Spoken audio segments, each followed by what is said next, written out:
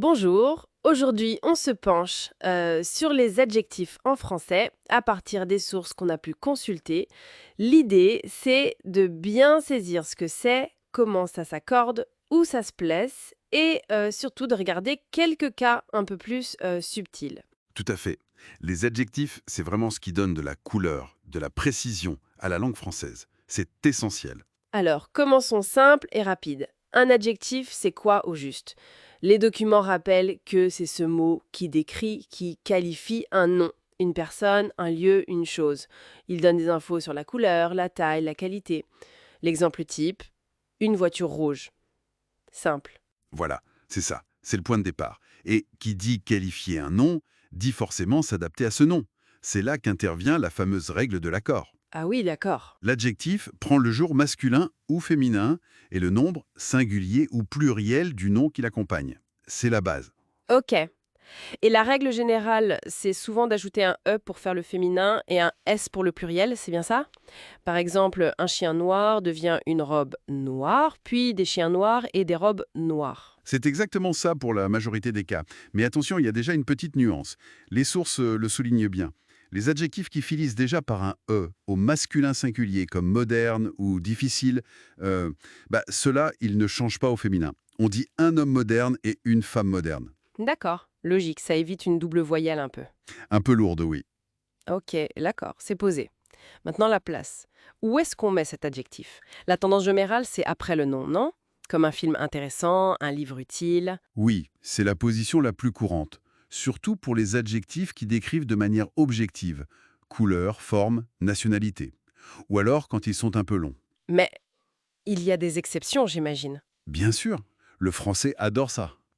Et c'est là qu'on trouve ces fameux adjectifs qui se glissent avant le nom. Ah, les fameux bags. Beauté, âge, bonté, taille, c'est ça? Les sources mentionnent ce moyen mnémotechnique pour se souvenir de une belle maison, un vieux monsieur, un bon repas, un petit enfant. Bags, c'est une bonne aide, oui, surtout pour ces adjectifs très courants et plutôt courts. Mais attention, ce n'est pas une règle gravée dans le marbre. C'est une tendance forte, disons. La vraie richesse, et là où ça devient passionnant, c'est avec les irréguliers et les changements de sens. Justement, parlons-en. Beau, nouveau, vieux, ceux-là, ils sont un peu spéciaux. Beau donne belle au féminin, mais aussi belle devant un nom masculin qui commence par une voyelle ou un H muet, comme un bel homme. Exactement. Et c'est pareil pour nouveau, qui devient nouvelle au féminin, mais nouvelle dans le même cas, un nouvel ami. Et vieux donne vieille et vieille, un vieil arbre, un vieil homme. Cette forme en L est là pour la fluidité, pour éviter le hiatus, le choc entre deux voyelles. C'est clair. Et là, on arrive au point qui m'intrigue le plus. Le sens qui change selon la place de l'adjectif. Ça, c'est plus juste de la grammaire, c'est de la sémantique pure. Les sources insistent là-dessus. Absolument. Et c'est là que la maîtrise de la langue prend une autre dimension. Prenez grand, c'est l'exemple parfait. Un homme grand, bon, ça décrit sa taille physique. Il est de haute taille. Mais un grand homme, ah là, c'est tout autre chose. C'est sa stature, son importance, sa renommée. Impressionnant. La place change tout le message. Les notes donnent aussi ancien.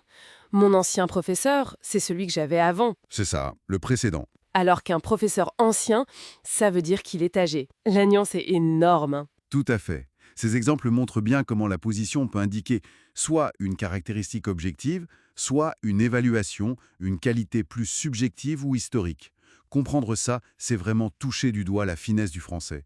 Ça va au-delà des règles de base. Donc, en résumé, pour bien utiliser les adjectifs, il faut maîtriser l'accord, connaître la place habituelle, les exceptions, type bags, Oui, mais surtout, il faut être hyper attentif à ces changements de sens possibles selon la position avant ou après le nom. c'est exactement ça. L'accord, la position et cette subtilité du sens qui varie. C'est un tout. Et pour conclure, une petite réflexion que soulève cette analyse. Comment est-ce que ces variations de sens, parfois déclenchées par un simple déplacement de mots, comment est-ce que ça pourrait peut-être nous éclairer sur des manières spécifiques de percevoir ou de valoriser certaines qualités dans la pensée francophone? C'est une question qui reste ouverte. À méditer.